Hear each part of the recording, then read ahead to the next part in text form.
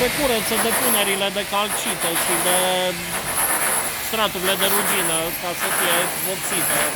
Ca să poată face o vopsire eficientă și durabilă. Am înțeles. Și conducta asta care cursați dumneavoastră este bazinul de apă care merge până la Huiedin, nu? Asta nu știu, luați legătura cu cei. Noi suntem echipă de prestări în construcții. Nu știu unde duce, știu că alimentează cartierul ăsta cu apă. Merge până la Iris, de la Iris merge la... Nu știu, dar bar n-am de unde merge și unde pleacă. Bine, domnul meu, îmi dai voie să... Eu am de aici, din punctul ăsta până în capătul ăla de curățat și de vopsit. Pregătire pentru vopsire.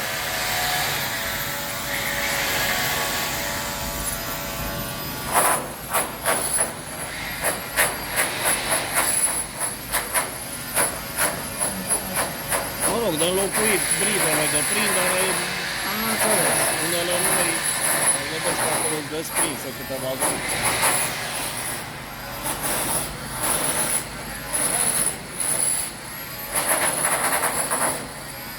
Vă mulțumesc, o zi bună în continuare și spor la lucru.